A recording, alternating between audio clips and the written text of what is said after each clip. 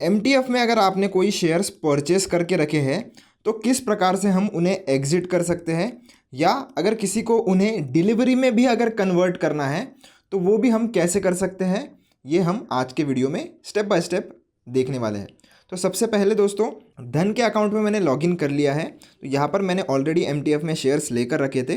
तो उसमें जाने के लिए मैं पहले मेरे स्टॉक्स वाले सेक्शन में क्लिक करूँगा और उसके बाद ये जो पोर्टफोलियो है इसके ऊपर मैं एक बार क्लिक करूँगा। यहाँ पर आने के बाद आपको एमटीएफ का एक डेडिकेटेड सेक्शन मिल जाता है, वो आपको ओपन कर लेना है।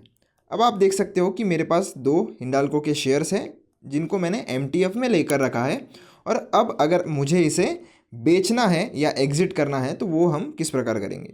तो उसके लिए हम इसके ऊपर क्लिक करेंगे। क्लिक करने के बाद आप देख सकते हो ये ऑन एमटीएफ वाले सेक्शन में आए हुए हैं। तो 2 शेयर्स हमारे हैं और कितना लीवरेज वगैरह मिला है, इंटरेस्ट कितना चार्ज हो रहा है, ये सारी चीज़ें हम देख पा रहे हैं। अब इसे अगर मैं डिलीवरी में कन्वर्ट करना अगर चाहता हूँ तो वो भी मैं कर सकता हूँ। डिलीवरी में कन्वर्ट करना यानी क्या कि ये जो पोजीशन है ये आपने एमटीएफ यानी कि मार्जिन ट्रेडिंग फैसिलिटी के मदद से ली थी। तो जो ऊपर का 75% का जो लीवरेज था वो आपके ब्रोकर ने यानी कि धन ने मुझे प्रोवाइड किया था। अब मुझे अगर मेरे पास उतना मार्जिन है और मैं चाहता हूँ कि मुझे इसे थोड़े ज़्यादा दिनों के लिए होल्ड करना है, तो मैं चाहता हूँ कि अब मैं अपने पैसे से इसे होल्ड करूँ, ना कि लीवरेज वाले पैसे से। तो उस केस में आप ये कन्वर्ट टू डिलीवरी वाला ऑप्शन यूज़ कर सकते हो। अभी 2 मेरे पास है और अगर मुझे एक ही शेयर अगर डिलीवरी में कन्वर्ट करना है तो वो भी मैं कर सकता हूँ, और कितना रुपए लगने वाला है वो भी आप देख सकते हो कन्वर्ट करने के लिए। अगर मैं 2 सेलेक्ट करूँगा तो ये उस हिसाब से मार्जिन जो है वो बढ़ भी जाती है। तो अगर मैं एक शेयर करना चाहूँ तो एक कर दूंगा और कन्वर्ट एमटीएफ टू डिलीवरी पर मैं क्लिक कर दूंगा। तो आप यहाँ पर कन्वर्ट टू डिलीवरी पर जैसे ही क्लिक करोगे आपका ये जो शेयर है वो डिलीवरी में कन्वर्ट हो जाएगा। अब इसको हम बैक कर लेते हैं। बैक करने के बाद इसे एग्ज़िट कैसे करना है, तो यहाँ पर आपको एक सेल का बटन मिल जाता है। वो सेल के बटन पर आपको क्लिक करना है। क्लिक करने के बाद आपको वापस से 3 ऑप्शन मिलते हैं, एक ट्रेडिंग का है, एक एमटीएफ का है और एक इन्वेस्टिंग का है। अब आपको ध्यान रखना है कि आप एमटीएफ वाले सेक्शन में ही रहो, क्योंकि आपने शेयर्स जो है वो एमटीएफ में बाई किए हैं। टोटल कितने शेयर है वो आपको यहाँ पर देखने के लिए मिल जाते हैं, और बाकी ऑर्डर कौन सी लगानी है, मार्केट लगानी है, लिमिट लगानी है या ट्रिगर लगानी है। मार्केट का ये मतलब होता है दोस्तों कि जो भी करंट मार्केट में प्राइस चल रहा है उस पर आपका ऑर्डर जो है वो एग्जीक्यूट कर दिया जाएगा। लिमिट का मतलब ये होता है कि जैसे यहाँ पर आप एक पर्टिकुलर स्पेसिफिक प्राइस लगा सकते हो, तो उसी प्राइस पर आपका ऑर्डर जो है वो एग्जीक्यूट किया जाएगा। जैसे मान लीजिए मुझे एग्जिट करना है 625 रुपये पे, तो जब 625 रुपये यहाँ पर आएगा तभी मेरा ऑर्डर जो है वो एग्जीक्यूट होगा, पर वो प्राइस मार्केट में आनी भी चाहिए। अगर नहीं आती है तो ये order automatically end of the day cancel भी हो जाता है।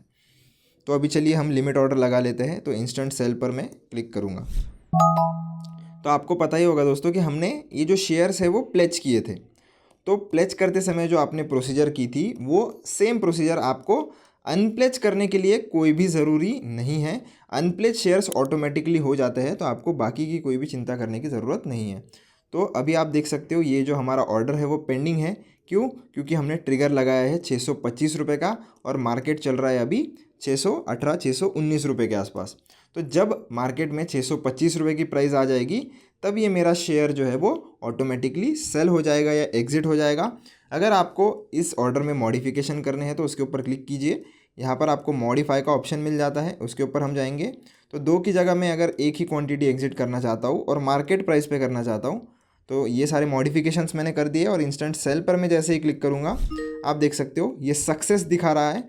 और अगर मैं अभी पोजीशंस वाले सेक्शन में चले जाऊँ तो आप देख सकते हो ये एक जो हमने शेयर बेचा है वो यहाँ पर दिखाई दे रहा है। तो एक शेयर में अभी सक्सेसफुली जो मैंने एमटीएफ में बाय किया था वो बेच चुका हूँ, और मुझे अनप्लेज करने की कोई भी मैनुअल प्रोसीजर नहीं लगी।